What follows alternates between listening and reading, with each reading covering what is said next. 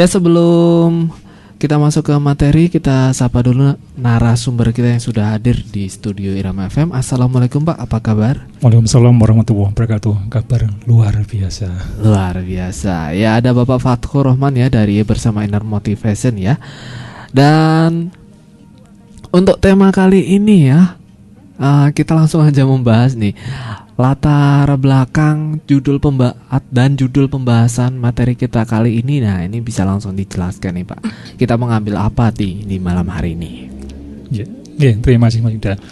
Ya, sebelumnya kami akan menyapa para pendengar pada malam hari ini.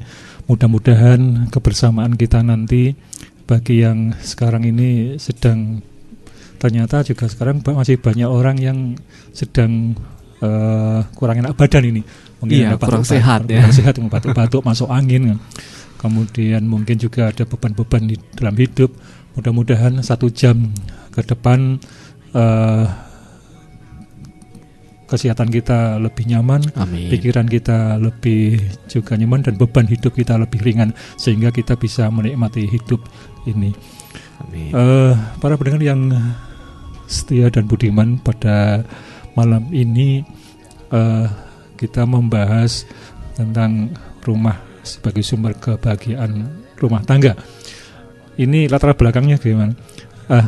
Gini, ternyata banyak orang ini rumah itu hanya seakan-akan hanya berfungsi sebagai tempat berteduh dari panas dan hujan, hanya berfungsi seperti itu, atau mungkin juga berteduh dari kedinginan ketika mau di luar, dingin, masuk rumah biar hangat. Itu kadang-kadang hanya fungsinya seperti itu. Padahal fungsi dari rumah ini banyak sekali. Tadi orang ini sukses itu gara-gara juga sumber dari rumah. Orang bermasalah, orang tidak nyaman juga sumbernya dari rumah. Nah, ini makanya memang rumah ini sebetulnya banyak misterinya. Banyak misteri untuk kehidupan seseorang ini. Apakah dia menjadi orang yang bahagia, apakah dia menjadi orang yang menjadi galau, ini pun berangkat dari rumah. Nah, dengan tadi itu, dengan penuh misteri atau misteriusnya rumah, maka kita akan membedah, bukan rumah dibedah kemudian dibongkar, bukan itu dibangun lagi, enggak ya, namun adalah kita membahas tentang rumah, bagaimana rumah ini sebagaimana judul tadi adalah untuk bisa membahagiakan, gitu Mas, latar belakangnya. Ya, itu baru saja latar belakang dan judul kita tema malam hari ini ya, rumah sebagai sumber kebahagiaan rumah tangga. Ternyata rumah juga menyimpan banyak misteri. Gak cuma buat alat berteduh aja, gak cuma buat alat berlindung aja. Ternyata masih banyak nanti yang kita akan bahas mengenai tema rumah sebagai sumber kebahagiaan rumah tangga. Dan ini untuk penjelasan selanjutnya nih Pak, apakah yang dimaksud rumah sebagai sumber kebahagiaan rumah tangga dalam pembahasan ini nih? Yang dimaksud apa nih? Kayaknya saya juga belum begitu paham nih sumber kebahagiaan yang gimana. Jadi gini ya, yang namanya gini, orang ini kita membedakan antara kebahagiaan dengan kepuasan. Ini kepuasan. Mungkin yang perlu kita pahami dulu. Tadi kalau sebagai contoh gini Mas, seseorang ini ketika punya rival untuk menuju sesuatu hal yang diinginkan, misalnya rivalnya itu dia ternyata seseorang itu bisa mengalahkan rivalnya dengan cara yang tidak bagus, misalnya dengan cara menjegal, dengan cara apa, kemudian dia merasa sukses dan bisa mengalahkan rivalnya dengan cara yang negatif tadi, dia itu akan terasa puas. Contohnya mungkin gini lah, sebagai contoh seorang pemuda lah, mungkin seorang rebutan pacar misalnya, pacaran. Nah, kemudian seseorang misalnya si cowok tadi itu menginginkan seseorang cewek, tapi ternyata ada rivalnya. Nah, kemudian bagaimana caranya? Bermacam-macam cara. Di antaranya salah satunya adalah dengan memfitnah misalnya, atau mungkin suatu ketika pas apel ternyata keduluan dia misalnya, keduluan dia, kemudian dia dengan tidak elegan mengendap-endap, si cowok tadi saingannya membawa sepeda motor, kemudian motornya ditubles pakai paku misalnya, disabotase misalnya, sabotase. Kemudian ketika disabotase, kemudian berhasil mengembuskan ban. Dia dalam batinnya puas, rasanya puas gitu ya. Ternyata mereka berpikir, oh itu hak saya, hakku kok diganggu, kok rasain lo misalnya. Ini dia akan merasa puas, tapi apakah bahagia? Enggak. Dia enggak bahagia, dia tidak akan merasa bahagia. Karena apa? Dalam dirinya ini dia terisi atau hal-hal yang membuat dia ini tidak bahagia adalah apa? Kebencian atau mungkin rasa kedengki, rasa hal negatif, itulah yang menjadikan dia tidak bahagia. Mungkin tujuan jangka pendeknya puas, dia bisa ngerjain dia, tapi sebetulnya dia nggak bahagia karena dalam dirinya itu diselimuti emosi negatif, yaitu dengan cara tadi itu. Kemudian mungkin sebagai contoh untuk membedakan antara kepuasan dan bahagia, contohnya gini, misalnya ada anak katakanlah balita umur mungkin ya sekitar 2 tahunan lah atau 2,5 tahun, yang sedang lucu-lucunya jalan. Kemudian dia si anak tadi balita ini memakai sepatu, kemudian pakai jeans, pakai kaos, kebetulan cowok ini, wah kelihatan bagus sekali. Kemudian dia jinglak-jinglak lucunya sambil joget-joget. Itu kan kita kebanyakan orang melihat anak seperti itu kan akan seneng kan, lucu ya. Nah ternyata sepatu, celana, kaos yang dipakai dia adalah yang membelikan adalah kita misalnya. Nah ketika kita melihat dia bahagia, kemudian kita yang membelikan, betapa bahagianya kita. Bahagia begitu, kita akan terasa bahagia sekali karena ternyata yang memberikan adalah kita. Kita bisa membahagiakan anak menjadi bahagia. Nah itulah yang harus membedakan kepuasan dan bahagia. Cuma sekarang pertanyaannya kadang-kadang gini, orang merokok itu puas atau bahagia? Antara dua itu ya, saya kurang bisa membedakan, saya juga bukan perokok soalnya. Gini, orang yang merokok itu ketika dia menyedot nyedotnya apa namanya itu? Nikotin tembakau. Ya tembakau, pokoknya kebul asap itulah, yang jelas asap itu begitu nikmatnya, rasanya akan puas. Apalagi seseorang itu siang-siang kemudian habis makan, kemudian makannya pedas, langsung rokok, wah nikmatnya luar biasa. Saya bisa mengatakan seperti itu karena saya dulu pernah perokok dulu, tapi sudah berapa ya, 30 tahun yang lalu sudah berhenti. Nah ini bahwa orang yang merokok itu dia akan terasanya puas, kebahagiaan enggak, karena apa? Dia sebetulnya dalam sebersit tetap ingat itu rokok merugikan kesehatan. Kemudian merokok itu juga akan merugikan lingkungan dengan asapnya itu. Dan yang ketiga paling tidak sebetulnya ketika dia bisa merasa puas, itu ada sesuatu yang hilang, ya paling tidak rupiah, harga belinya itu berapa kan, paling tidak kan itu seperti itu. Jadi kira-kira seperti itu. Dari kepuasan itu adalah untuk jangka pendek dan caranya itu berbagai cara. Apakah itu bisa dengan cara merugikan orang lain, namun kalau bahagia adalah bisa dengan ikhlas memberikan orang lain itu menjadi bisa bahagia. Lah kembali lagi ke pembahasan kita, rumah sebagai sumber kebahagiaan rumah tangga, bahwa ini yang kita bahas adalah rumah yang tadi kita sampaikan dengan banyak misteri.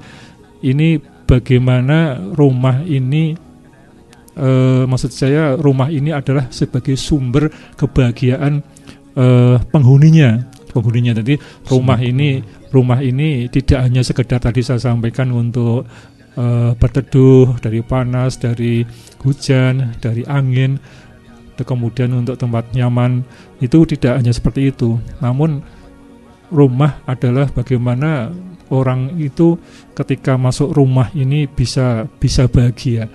Kalau dalam bahasa Arabnya baiti jannatil, berarti rumahku adalah surgaku. Jadi bagaimana rumah ini menjadi surga karena adalah rumah yang menjadi kebahagiaan atau membahagiakan rumah tangga adalah karena rumah itu fungsinya atau status fungsinya atau rasanya itu bagikan surga ketika orang itu ada di rumah gitu Mas. Ya, itu yang dimaksud rumah sebagai sumber kebahagiaan rumah tangga ya, dimana rumah kita bisa sebagai surga dari kita, maksudnya dalam arti bisa membuat kita menjadi lebih bahagia. Nah, untuk selanjutnya nih Pak, bagaimana caranya untuk membangun rumah secara fisik bisa menjadi nyaman? Nah, ini caranya itu apa aja? Nah, ini bisa dibahas lebih lanjut ya Pak. Oke. Rumah sekali lagi tadi di samping memang fungsi pokok secara fisik adalah untuk berteduh dari hujan, dari angin, dari panas, kemudian bahkan dari nyamuk ya, nyamuk juga ya. itu mungkin secara umum seperti itu. Namun paling tidak rumah ini maaf ya, saya itu karena pengalaman orang pernah di desa, kemudian juga melihat orang-orang desa dulu, tapi ketika saya masih kecil, sekarang sudah tua ya, tidak hanya besar tapi sudah tua ya, sehingga itu jauh sekali. Nah, paling tidak bahwa yang namanya kamar itu ada fungsi kamar untuk tidur. Kalau dulu kadang-kadang membuat rumah itu hanya kotak besar, kemudian tidur ya di situ, kamar tamu ya di situ, semuanya ada di situ. Nah, paling tidak yang pertama adalah ada kamar tidur. Nah, kamar tidur ini adalah memang sengaja ruangan yang disetting untuk istirahat. Nah, sehingga ketika masuk ke kamar itu adalah memang ya suasana atau settingannya memang mindsetnya adalah untuk istirahat. Kemudian yang kedua, ini idealnya, kita berbicara ideal adalah ada ya kamar mandinya. Kalau dulu orang Jawa lah ya, termasuk saya sendiri juga orang tua, itu kalau kamar mandi atau sumur itu di luar rumah ya, di luar rumah, tidur di depan rumah malah. Walaupun sekarang ini juga akhirnya ditiru juga sekarang ini dengan adanya pandemi, depan rumah itu juga ada padasan, ada ember untuk cuci ya, sebelum masuk rumah ya. Walaupun ini juga namanya paling tidak ada kamar mandi lah di dalamnya, dan juga termasuk ada toilet atau WC. Nah, kalau dulu ini saya kadang-kadang juga pernah merasakan, ya bukan rumah saya sih, tapi ketika bertamu kemudian tidak disediakan WC, ternyata tempatnya ya di belakang rumah, di papringan, sehingga kalau sundul ya pindah. Langsung ayam notol. Nah, ini kan menjadikan tidak nyaman. Rumah yang seperti ini kan tidak menjadi tidak nyaman. Kemudian mestinya juga ada ruang tamu sendiri, misalnya ada tamu, ada yang sedang datang, itu kan kalau ada ruang tamu kan bisa si rumah ada privasi, sehingga tidak semuanya mengetahui apa yang harus tamu itu tidak selalu mengetahui apa yang ada dalam rumah itu. Kemudian kalau sekarang ya, dulu belum ada TV ya, sekarang mungkin perlu ada ruang TV, kemudian ruang belajar, walaupun kadang-kadang ruang TV dan ruang belajar jadi satu karena memang sedikitnya ruangan, namun fungsi ini kan juga difungsikan, dalam arti mungkin ruang TV tapi difungsikan jam belajar. Ketika jam belajar yaitu ruang TV dihentikan, tidak dua-duanya difungsikan bareng misalnya. Kemudian juga kalau bagi yang sedang punya anak belajar misalnya dari SD mungkin sampai kuliah misalnya, ini juga perlu ada ruang belajar tersendiri. Kemudian perlu ada dapur. Ini kadang-kadang kalau dulu sekali lagi kita berbicara zaman dulu, itu antara rumah dengan dapur konsepnya biasanya sendiri-sendiri. Tadi dapurnya di belakang, bukan dapur di depan ya, dapur di belakang. Di belakang itu sendiri, bangunan sendiri, kemudian hasil masakannya baru dibawa ke rumah utama. Kalau dulu, namun sekarang karena sekali lagi tanahnya itu sekarang begitu mepet, apalagi rumah-rumah sekarang yang hanya 75 meter persegi misalnya, ya memang harus cerdas untuk bisa menata ruang-ruang seperti itu. Kemudian juga ada harapannya ini ketika seseorang maksudnya rumah ini, harapannya depan ini ada kasetnya. Ada kasetnya. Ya, ini untuk kebersihan juga. Namun gini, ini perlu saya sampaikan bahwa fungsi kaset ini tidak hanya semata-mata untuk membersihkan kaki atau sandal yang dari bawah ke kotor. Namun gini, sebetulnya ini masuk ke materi selanjutnya, bahwa seseorang ini perlu adanya membersihkan energi dalam diri. Jadi gini, maksud saya gini, orang yang sedang keluar rumah kemudian masuk ke rumah ini kan kadang sering membawa masalah, kemudian sering cekcok di tempat, bukan cekcok, ada semacam konflik di tempat kerja, atau mungkin dia sebagai seorang pedagang di pasar misalnya, dan kadang emosi-emosi itu masih terbawa sampai rumah. Maka untuk menghilangkan emosi negatif dalam tubuhnya, maka dia ketika sebelum masuk rumah, syukur bisa cuci kaki, cuci tangan dulu. Tapi paling tidak kalau memang ternyata kamar mandinya di dalam, dia bisa keset. Dengan kesetnya itu dia meniatkan mengegroundkan energi listrik yang negatif dalam tubuh itu, dia untuk bisa ngeground di situ. Nah, sehingga fungsinya tidak hanya untuk kebersihan tapi juga untuk mengegroundkan aura energi negatif dalam tubuh di sebelum masuk rumah, sehingga masuk rumah dalam keadaan beban atau emosi atau aura negatif ini bisa hilang gitu, Mas. Ya, tadi pembahasan mengenai bagaimana caranya membangun rumah ya.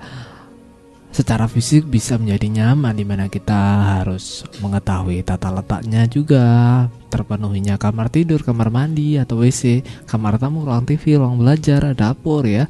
Dan juga depan rumah ada kasetnya. Sebagaimana yang dijelaskan, itu bisa mengegroundkan energi negatif yang kita bawa dari mana-mana agar di rumah itu energinya positif semuanya. Itu pembahasan ya mengenai membangun rumah secara fisik. Dan untuk selanjutnya, nah ini apakah ada pengaruh non fisik terhadap kebahagiaan rumah tangga nih, Pak? Kalau misalkan ada nih, bisa dijelaskan lebih lanjut, apakah ada pengaruhnya non fisik ya? Non fisik itu seperti apa nih juga? Ya, gini, justru inilah pembahasan yang kita bahas. Kalau masalah fisik itu sebetulnya itu bukan porsi saya sebetulnya, tapi porsinya ahli tata ruang, tata rumah atau interior dan lain-lain. Namun itu ternyata kan juga interior dan lain-lain itu kalau kita buat sedemikian rupa, kan kita juga akan menjadi nyaman juga dalam rumah. Kemudian termasuk secara fisik tadi belum saya sampaikan bahwa fisiknya bagus, tadi saya sampaikan ada rumah kamar tidur, kamar mandi dan lain-lain. Namun ternyata kebersihan tidak dijaga. Kemudian ternyata juga misalnya kamar mandi ada anduk atau pakaian bahkan yang kotor tercandal di situ, tidak dimasukkan ke wadah misalnya. Ini pun menjadikan tidak nyaman. Seseorang yang masuk kamar mandi, kamar mandinya bagus, namun maaf, pakaian dalam masih di situ, kemudian anduk di situ, itu sama sekali tidak nyaman. Padahal bangunannya bagus misalnya. Nah, ini kan perilaku penghuni rumah tangga ini yang perlu yang bagus nantinya. Nah, tadi sebagai pertanyaan bahwa tadi adalah fisik, sekarang non fisik. Nah, ini sebetulnya yang akan kita bahas panjang lebar dan dalam mestinya tentunya dalam hal ini. Nanti gini, Mas, bahwa yang namanya saya pernah baca buku, mungkin juga banyak sudah yang membaca, yaitu bukunya bukunya Masaru Emoto, The Power of Water, jadi kekuatan air. Nah, di sana disebutkan bahwa air itu dia eksperimennya, seorang Jepang itu eksperimennya bahwa ada air, ada dua wadah air, kemudian air itu yang satu ditulisi kata-kata bagus, kemudian yang satu dikata-katain yang jelek. Nah, kemudian setelah dicek ternyata yang dikatakan bagus itu ada bisa dia eksperimennya dengan tulisan, kemudian juga eksperimennya dengan kata-kata, kemudian eksperimennya dengan musik itu. Nah ternyata itu barang atau air tadi merespon. Nah hal-hal yang tadi yang air yang tadi didekatkan dengan kata-kata tulisan bagus, kemudian ucapan terima kasih, kemudian disetelkan lagu-lagu yang bagus, syair-syair yang bagus, ternyata air itu responnya kemudian telah dicek ada gambar kristal yang sangat bagus, sangat bagus. Kemudian sebaliknya air yang tadi itu eksperimen adalah yang dikata-katain jelek, misalnya air jelek, kemudian dengan kata-kata yang juga kasar, kemudian ternyata air itu merespon, dan responnya ternyata setelah dicek dengan teknologi yang tinggi ternyata malah muncul gambar yang medeni gitu. Nah, kemudian Mas Moto itu dia kemudian dianalisis energi. Nah, ternyata air yang dengan positif tadi itu ada mengandung energi positif. Kemudian yang jelek tadi ternyata juga muncul energi yang jelek. Nah, saya akan menyampaikan air adalah benda di dunia ini. Nah, ternyata tidak hanya air, ternyata juga menurut kami akhirnya bahwa yang namanya keramik, kemudian dinding, jendela, genteng, langit-langit itu akan merespon apa yang kita katakan. Yang pertama adalah yang kita katakan. Kalau kita dalam rumah ini sering dengan kata-kata yang bagus, dengan kata-kata sanjungan, dengan kata-kata yang nyaman, maka rumah ini akan merespon positif. Kemudian rumah juga akan merespon ketika rumah ini sering setelkan musik yang bagus, misalnya musik-musik religi, kemudian sanjungan-sanjungan, atau mungkin syair-syair tentang cinta, itu juga atau sayang, kata-kata itu pun juga rumah itu akan merespon, dan itu akan istilahnya dia akan menyimpan energi positif, termasuk tadi itu saya sampaikan mulai fisik, mulai genteng, keramik, lantai, jendela, kaca, dan lain-lain itu semuanya akan merespon positif, atau menyimpan hal positif tadi itu.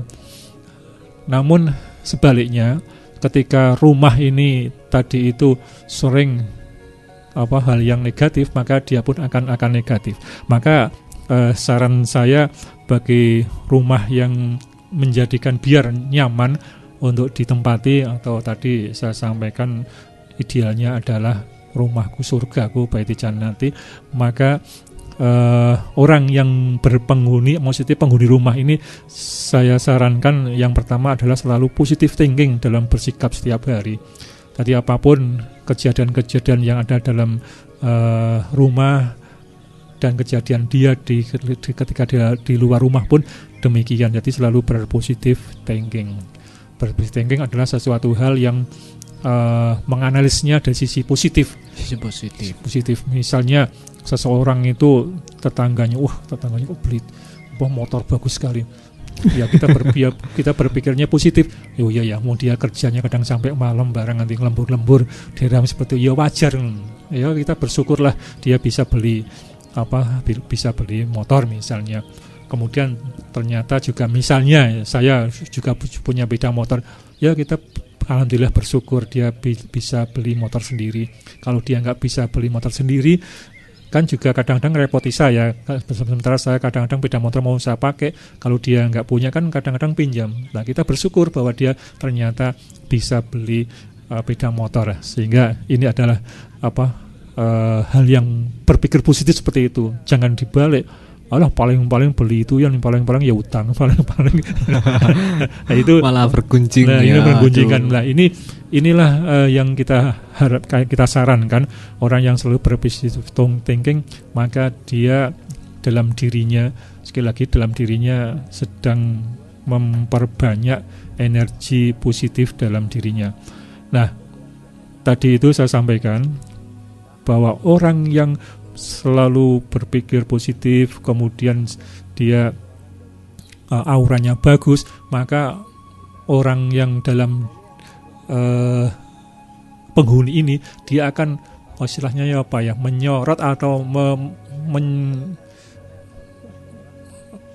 istilahnya. Jadi seseorang yang auranya bagus, energinya bagus, maka dia akan ada gelombang aura yang akhirnya itu akan masuk ke rumah. Maka orang yang berpikir positif, orang yang beraura positif, maka dia akan menjadikan rumah itu menjadi nyaman.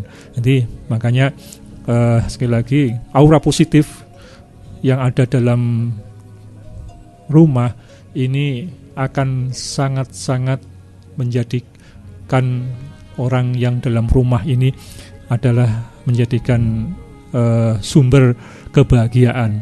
Nah, kemudian saran saya juga bahwa orang yang mempunyai biar agar rumah ini menjadikan sumber kebahagiaan rumah tangga, maka orang yang berpenghuni ini agar selalu bersyukur apapun nikmat yang diberikan oleh Tuhan, oleh Allah SWT, pasti terlalu banyak sebetulnya untuk kita syukuri. Kadang-kadang kita lupa, kadang-kadang kita lupa untuk bersyukur, padahal sebetulnya banyak sekali yang perlu disyukuri. Nah, ini sehingga orang yang bersyukur, maka dia sebetulnya sedang mengumpulkan energi aura positif yang nanti bisa dipancarkan dalam rumah. Kemudian ketika dia seseorang ini biar bertambah aura positifnya adalah selalu dengan ikhlas. Dengan ikhlas maka dia orang menjadi nyaman. Kita akan melihat orang-orang yang ikhlas itu kita nyaman. Namun orang yang kemrungsung itu melihat wajahnya aja kita kadang-kadang udah malas melihatnya. Nanti paling tidak bahwa yang pertama adalah positive thinking dalam bersikap. Ini harapan saya untuk seseorang, untuk biar rumah itu menjadi kebahagiaan, kemudian bersyukur, kemudian yang ketiga apapun yang dilaksanakan, apapun yang dia kerjakan hasilnya semuanya harus diikhlaskan. Diikhlaskan, benar sekali.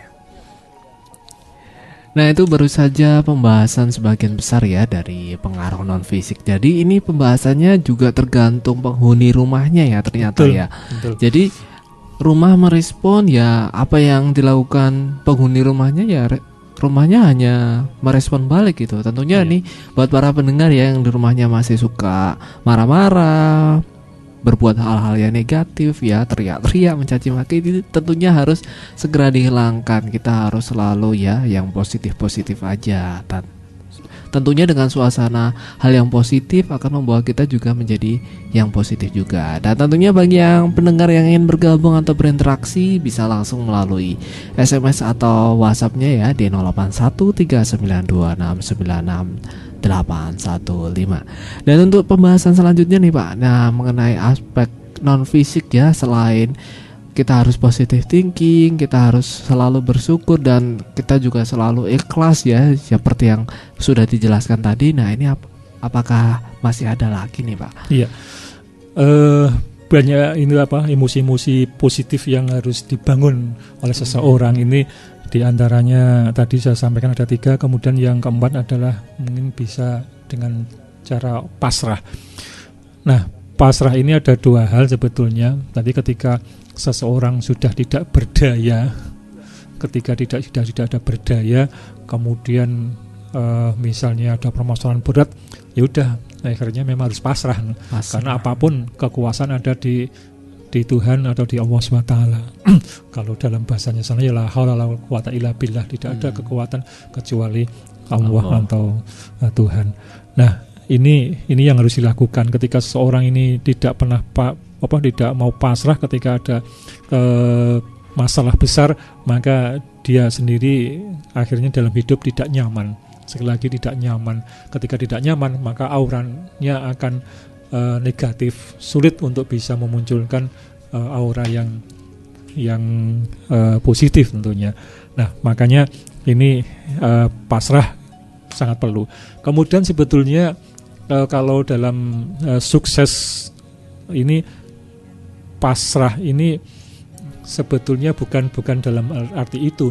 Jadi seseorang ini untuk bisa menginginkan sesuatu itu harus pasrah dalam arti kita sebelumnya untuk menentukan keinginan apa. Misalnya mau membangun rumah misalnya. Membangun rumah yang sudah digambar sedemikian rupa, gambarnya bagaimana, tata ruangnya bagaimana, dan lain-lain, maka kemudian setelah itu kita tentukan. Saya ingat betul ketika saya belum punya teori sebetulnya dulu ketika bangun rumah. Tadi begitu, ya maaf karena kami memang ya PNS yang kalau beli tanah ya harus menggadaikan SK ya. SK. Nah begitu beli tanah deal, padahal belum saya bayar, sudah langsung saya gambar rumah. Saya langsung gambar rumah, sekat-sekatnya ya, bukan kemudian gambar interior yang seperti seorang desainer bukan ya. Yang penting kotak-kotaknya itu ada. Kemudian setelah saya gambar, kemudian langsung saya pasang di samping TV. Jadi ketika saya melihat TV, ya otomatis melihat rumah itu, gambar rumah itu. Nah ini dengan gambar itu kan tiap hari pastikan saya lihat. Maka ketika saya sudah menentukan pengen membangun rumah seperti itu, padahal biasanya kan targetnya setelah mungkin beli tanah baru 3 tahun dibangun lah gitu. Namun ternyata belum 3 tahun alhamdulillah bisa terbangun. Dibangunnya itu memang kadang-kadang nggak logis sih, juga nggak punya biaya tapi membangun rumah, tapi ternyata juga bisa jadi gitu. Bisa jadi. Ya itu karena kita berbicara tentang dulunya belum punya teori tentang law of attraction. Jadi law of attraction adalah sesuatu hal, kalau kita ingin sesuatu benar-benar maka pasti akan terjadi. Nah ini kembali lagi ke tadi yang pasrah. Maka ketika saya kemudian sudah menginginkan punya rumah, kemudian gambar, ya udah kita pasrahkan kepada Allah bahwa saya kepengen seperti itu. Namun karena kekuatan pikiran, mind power kita bahwa tiap hari melihat gambar seperti itu, maka kemudian akan memunculkan kekuatan-kekuatan yang lain untuk mendekatkan kepada diri saya, apakah itu tenaga, kemudian uang dan lain-lain, maka itu akan juga mendekatkan ini. Nah makanya kita berbicara tentang tadi kata-kata pasrah. Sebetulnya. Jadi pasrah ada 2 hal, ada pasrah ketika sedang kena musibah, memang harus kita benar-benar tidak berdaya, ya apapun itu harus dipaksa untuk kita pasrah. Kemudian yang konsep kedua sebetulnya, konsep pasrah itu adalah kalau seseorang menginginkan sesuatu, sekali lagi menginginkan sesuatu, ya memang kita tetap sekuat tenaga berusaha, namun harus ada tetap kepasrahan dalam arti bahwa sebetulnya semuanya itu yang mempunyai kekuasaan adalah Tuhan Allah. Maka ketika kita bisa pasrah seperti itu, walaupun tetap kita usaha, maka kita akan menjadi nyaman, tidak kemerungsung istilahnya, tidak kemerungsung. Maka ketika seseorang tidak kemerungsung, nyaman, maka auranya adalah menjadi positif, sehingga rumah ini menjadikan nyaman sebagai sumber kebahagiaan keluarga. Di antaranya adalah karena pasrah. Karena pasrah itu ya. Dan efek pasrah juga luar biasa banget ternyata ya, yang seperti yang sudah dijelaskan tadi ya, dimana kita harus pasrah apabila kita juga kena musibah, itu juga kita harus dipaksa pasrah juga. Dan apabila kita menginginkan sesuatu, itu juga kita harus pasrah, dimana kita harus menyadari bahwa semuanya itu milik Allah Subhanahu wa Ta'ala, seperti itu. Dan sudah ada yang bergabung ya di SMS-nya, langsung aja dibacakan. Ada dari Mbak Ani ya di Bayan. Apabila rumah minimalis, apakah bisa tetap menjadi nyaman dan menjadi sumber bahagia? Minta masukan cara untuk mewujudkan hal tersebut, Pak. Nah ini untuk mewujudkan bahagia dari rumah yang minimalis ini, bisa dijelaskan lebih lanjut ya? Iya, Pak. Mbak Ani ya dari di Bayan ya. Ya, terima kasih atas partisipasinya untuk pada acara malam hari ini, Mbak Ani, bahwa sebetulnya kalau tadi saya sampaikan fisik bangunan adalah hanya idealnya. idealnya seperti itu. Walaupun minimalis itu kan di dalamnya saya kira ada ada fungsi-fungsi rumah itu yang pokok ada. Paling tidak di sana saya kira ada tempat tidur, kemudian maksudnya kamar tidur untuk tempat tidur, kemudian ada ruang untuk masak, kemudian untuk kamar mandi. Kalau itu kok tidak ada memang akan menjadi masalah ya. Kemudian kita ini karena sekarang memang benar minimalis, ini sering juga ruang tamu ini kadang-kadang kalau malam juga disulap untuk jadi kamar mandi ya. Bukan maaf kamar tidur. Kamar tidur. Ya, tapi kadang-kadang kamar tamu disulap menjadi kamar tidur kalau sudah malam. Namun kalau siang tetap dibersihkan kemudian ditata sedemikian rupa menjadi fungsi kamar tamu. Nah, ini saya kira nggak begitu masalah. Namun yang penting bahwa rumah itu benar-benar di-manage, ditata sedemikian rupa, fungsi-fungsi ini akan muncul. Nah, kemudian justru ini sekali lagi untuk bisa rumah kecil itu tadi itu bisa membahagiakan. Justru yang paling penting sebetulnya adalah ada rumah yang membahagiakan adalah bahagia ada pada diri seseorang atau di istilahnya bukan di fisiknya, sebetulnya ada di diri masing-masing. Nah, ketika tadi saya sampaikan, ketika penghuninya tadi bisa berpositif thinking, kemudian bersyukur, kemudian ikhlas, bisa pasrah, maka itulah yang membahagiakan sebetulnya. Lah, kadang-kadang membahagiakan pun ini juga ada batas-batas minimal idealnya. Contohnya gini, misalnya, saya sekarang senyum-senyum akan bahagia, akan guyang-guyu. Namun dalam kehidupan sehari-hari tidak ada pendapatan sama sekali misalnya. Nah, kemudian mau yang dimakan apa kan juga jadi masalah kan. Nah, makanya paling tidak ya berarti kan anggota keluarga tetap harus bekerja kan gitu untuk ada pendapatan, kemudian bisa beli beras dan lain-lain. Maka memang itu adalah sekali lagi berbicara ideal. Tapi bisa saja dia tidak bekerja, tapi disuplai dari orang tua masih misalnya, atau karena memang belum mampunya untuk bekerja misalnya, belum ada kesempatan bekerja misalnya. Namun paling tidak secara fisik bahwa apa yang menjadi kebutuhan pokoknya itu sudah terpenuhi, bisa dipenuhi. Nah, sekali lagi yang penting justru tadi adalah mengelola pikiran dan perasaan itu hal yang positif, yaitu selalu bersyukur, ikhlas, pasrah. Gitu Mbak Ani. Kemudian mungkin bisa ditambah bahwa biasakan kita ini menjadi orang yang ramah, jangan menjadi orang yang marah. Nanti menjadikan ramah, karena kebiasaan menjadi ramah adalah sebetulnya kita sedang melaksanakan tugas pelayan. Orang yang ramah adalah sebetulnya sedang melayani orang lain, karena dengan ramah berarti kan membuat atau melayani orang lain menjadi nyaman. Orang datang kita menyapa, kita sambil senyum, ya mestinya tentunya ya sesuai dengan porsinya. Seorang cewek kemudian orang cowok yang guyu terus gitu, jadi masalah. Iya, jadi masalah. Tapi makanya senyum kemudian ramah itu yang pada porsinya tentunya. Kemudian kalau senyum guyu gitu, mulai dengar siaran bimpok yuk guyang-guyang, wah kapan? Nah, ini juga jadi masalah. Makanya sekali lagi ramah dan senyum adalah pada porsinya tentunya. Dan senyum pun ini banyak mengandung arti, gerakannya beda pun artinya beda. Bisa senyum sinis, bisa senyum bahagia, bisa senyum ngejek, kan? Bisa. Ini juga memang dan akhirnya memang ini porsinya bahasa tubuh ini ya, bahasa tubuh.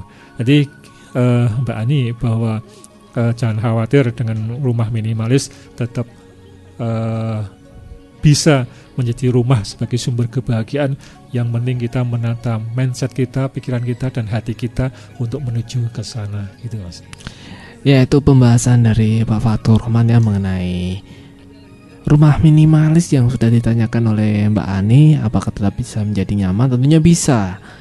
Tinggal Mbak Ani sendiri nih mindsetnya mau gimana nih, harus diolah sendiri, mindsetnya harus bagus, positif terus ya, kita dimana harus menjadi ramah, mudah senyum, jangan sampai marah, tentunya juga dengan bersyukur, ikhlas, positive thinking dan pasrah yang sudah kita bahas tadi. Dan untuk selanjutnya nih Pak, agar rumah menjadi lebih beraura positif, maka kita sering menggunakan kegiatan positif yang gimana nih Pak? Iya.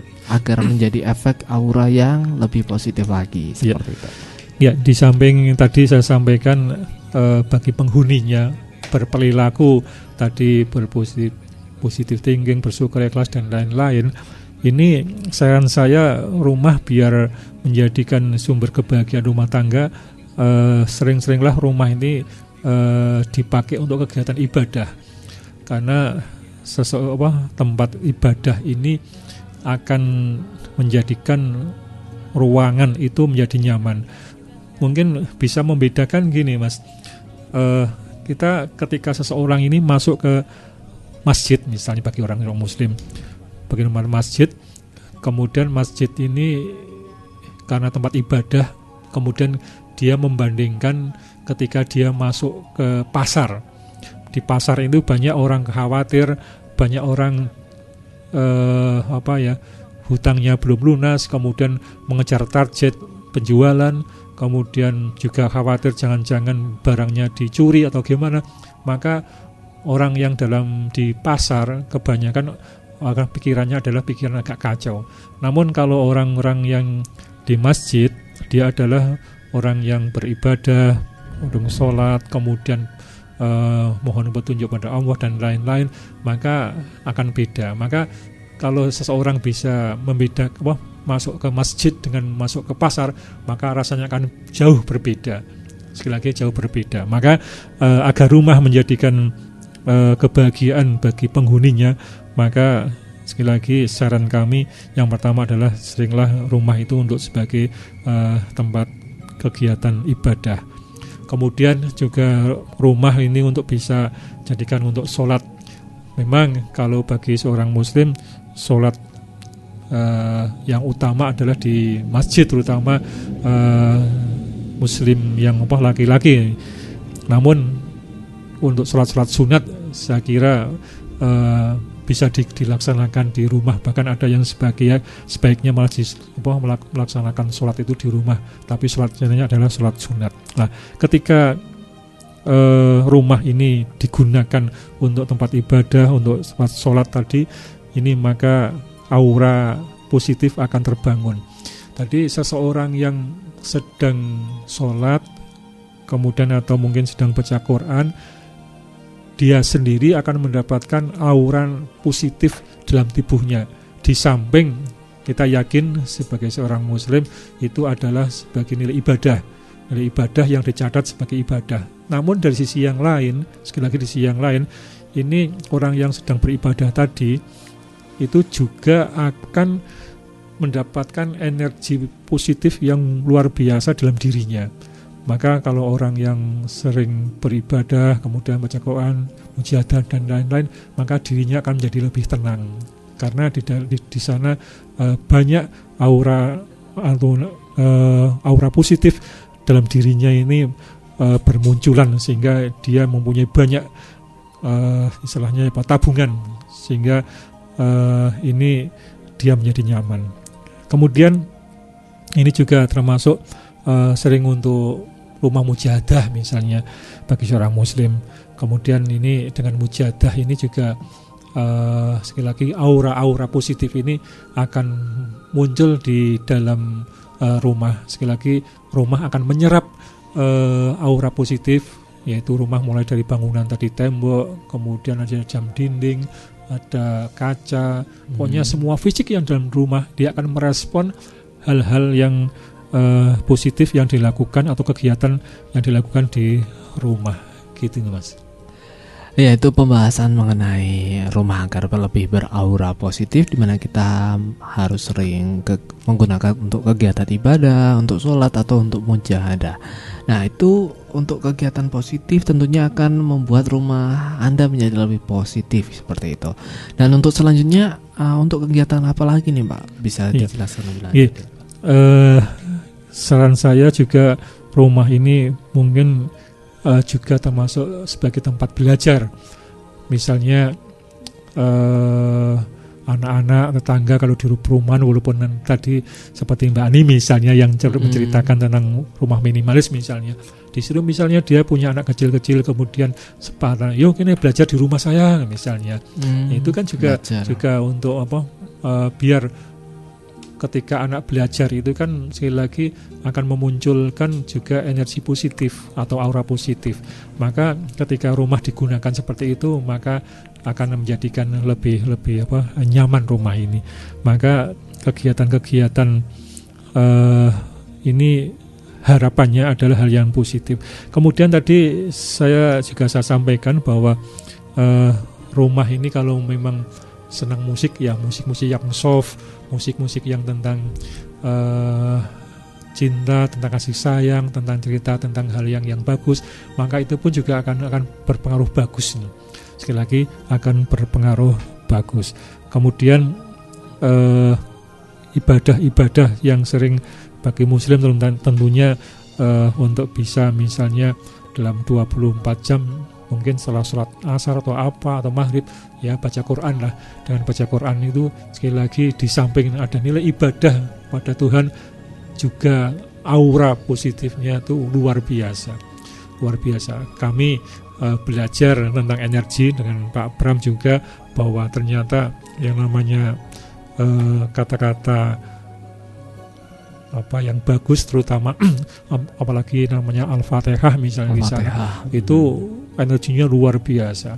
Maka kalau seseorang ini misalnya punya hajat, punya keinginan atau apa, kemudian ada media air, kemudian kita baca Al-Fatihah, kemudian airnya ini akan mendapatkan energi yang luar biasa besarnya. Ketika kita bisa konsentrasi, kita baca Al-Fatihah dengan khusyuk, maka dengan sendirinya, sekali lagi dengan sendirinya, air ini akan mengandung energi yang luar biasa. Maka ketika ada seseorang yang sedang sakit atau apa, itu bisa diminumkan. Jadi bukan ini dogmatis, bukan karena musyrik, enggak. Namun nilai ibadah baca Al-Fatihah tetap itu mendapatkan dari Allah, saya yakin itu nilai ibadah kita bacakan. Namun secara fisik, sekali lagi kami yang belajar tentang energi, dengan sendirinya air itu merespon. Namun dengan catatan kita ikhlas dengan baca itu, maka air itu akan sangat-sangat merespon energi yang luar biasa. Maka kemudian air itu bisa digunakan energi positif tentunya, mungkin bagi yang sedang sakit atau untuk apa, itu bisa digunakan itu. Insya Allah itu luar biasa manfaatnya. Jadi diantaranya adalah sekali lagi rumah ini untuk bisa sebagai tempat belajar, gitu Mas. Ya, itu salah satu tambahan ya, agar rumah menjadi beraura positif, dimana kita selalu menggunakan untuk belajar, entah belajar kelompok ataupun belajar di rumah bagi yang punya anak, ataupun kita sendiri yang selalu belajar, ya akan membawa aura positif di rumah tersebut. Dan untuk selanjutnya nih Pak, apa yang sebaiknya dihindari nih untuk kegiatan-kegiatan di rumah yang berpotensi ya membuat negatif aura rumah atau membuat suasana tidak nyaman, tidak bahagia. Nah, ini hal-hal yang perlu dihindari nih apanya nih Pak? Bisa dijelaskan lebih lanjut. Ini rumah sebagai sumber kebahagiaan rumah tangga. Ini harapannya tadi semua adalah saran-saran yang untuk bisa dilaksanakan. Namun ada suatu hal yang tidak saya sarankan, karena ini akan mengganggu tujuan apa yang menjadikan kebahagiaan rumah tangga. Itu yang pertama adalah marah-marah. Tadi kalau penghuninya sering marah-marah ini, maka orang anggota keluarganya sudah tidak menjadi tidak nyaman. Itu ada kan orang itu kadang-kadang, ya biasanya sih kalau bandingkan, maaf, itu si mak-mak biasanya lo pagi-pagi sudah mama.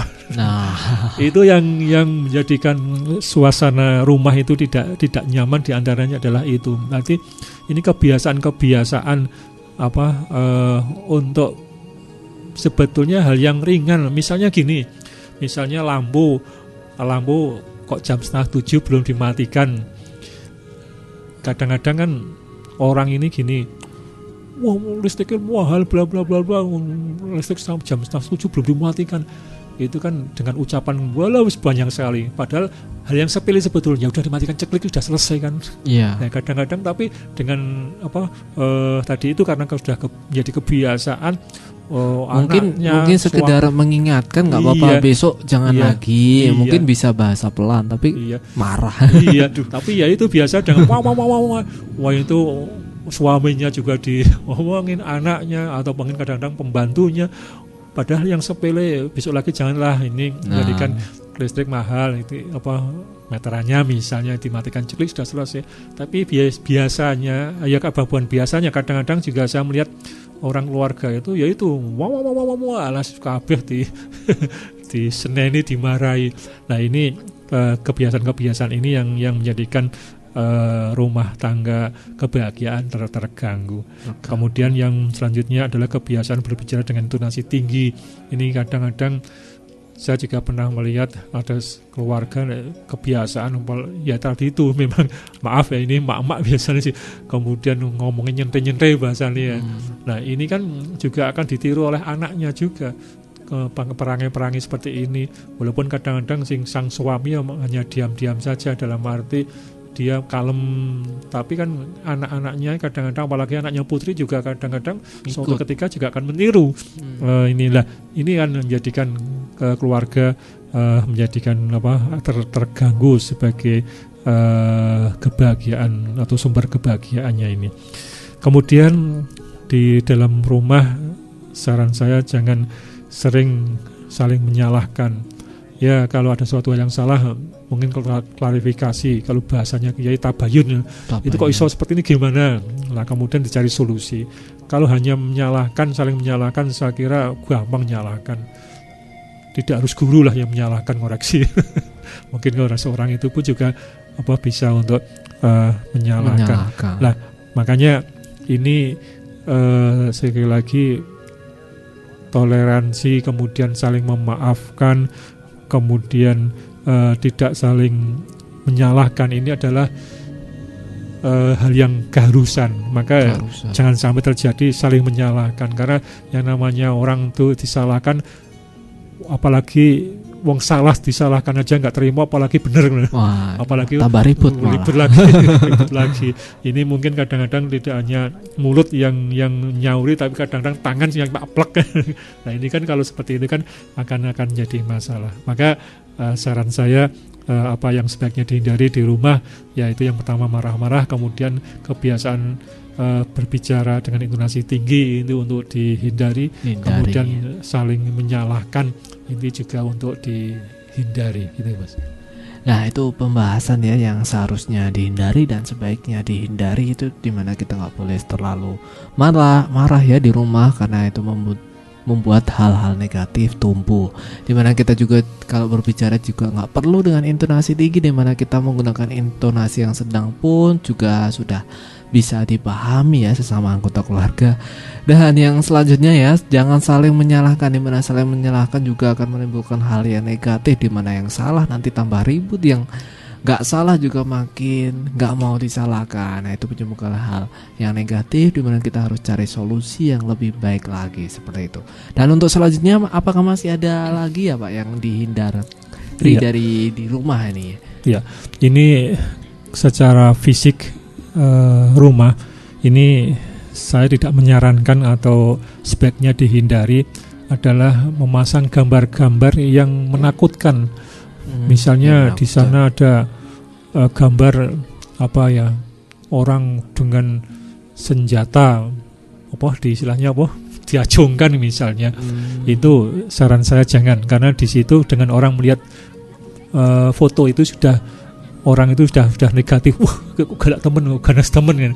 Orang seperti itu. Jadi orang ketika melihat gambar seperti itu sudah tidak nyaman. Kemudian saran juga tadi gambar adalah mungkin bisa berupa patung misalnya. Misalnya ada patung di situ dengan membawa pedang langsung di depan pintu, atau mungkin di dalam, bahkan di dalam rumah itu dengan membawa pedang. Maka itu dari sisi gambar itu sudah orang melihat sudah nggak nyaman, sudah tidak nyaman, sehingga itu akan menjadikan sedikit banyak karakter penghuninya itu akan seperti itu. Wah, berarti kan kalau sesuatu hal ini kan sebagai simbol bahwa kita itu ada keamanan. Nah, iya sih, namun itu kan kurang bagus. Kita itu dengan orang itu ketika kita senyum misalnya, orang itu bisa nyaman kok, tidak harus dengan pedang misalnya. nah ini hal-hal yang kemudian gambar-gambar yang menakutkan atau menyeramkan. Tadi hal yang menakutkan, gambar-gambar itu yang di tembok yang dipasang, saya sarankan untuk tidak dipasang. Jadi misalnya mau masang ya silahkan gambar-gambar yang pemandangan yang bagus, yang sejuk, nyaman, itu seperti itu. Kemudian kalau ada masang foto misalnya, ya foto yang bagus, karena kadang-kadang ada foto, ketika melihat foto itu orang menjadikan takut atau jengkel atau apa, karena gambar yang ada di foto itu memang orangnya jengkel kan. Itu kan kadang-kadang ada. Nanti orang itu wongnya galak, pelit dan lain-lain, tapi kok foto dipasang misalnya. Ini saran saya jangan, karena ini juga akan mengganggu kebahagiaan yang ada dalam rumah. Nah, kemudian gambar-gambar yang sebaiknya untuk tidak masang gambar di tembok atau di rumah itu sekali lagi yang tidak menyenangkan. Ya, kalau saya menyarankan kalau gambar ya gambar yang pemandangan yang sejuk, yang enak. Dan pemandangan pun jangan pemandangan yang mengerikan, misalnya ini ada gambar pemandangan tapi ketika melihat gambar itu menakutkan, terlalu misalnya jurang yang terlalu dalam misalnya. Itu takut melihat seperti itu, atau gambar sumur yang dalam sekali misalnya. Itu juga saya kira kurang bagus untuk dipasang. Maka ini sekali lagi saya tidak menyarankan gambar atau patung yang menyarankan yang medeni itu untuk dipasang di rumah gitu. Ya, itu selanjutnya yang sudah dibahas ya sebagai penyelesaian, itu ada yang harus dihindari di rumah, yaitu gambar atau patung yang menyeramkan, yang tidak menyenangkan, itu sepatutnya dihindari seperti itu. Dan tidak terasa kita juga udah memasuki penghujung acara, dan mungkin Bapak Faturrahman bisa memberikan sedikit closing statement ya kepada para pendengar terkait tema yang kita bawa kali ini, rumah sebagai sumber kebahagiaan rumah tangga. Ya, terima kasih para pendengar yang budiman. Kita membahas rumah sebagai sumber kebahagiaan rumah tangga.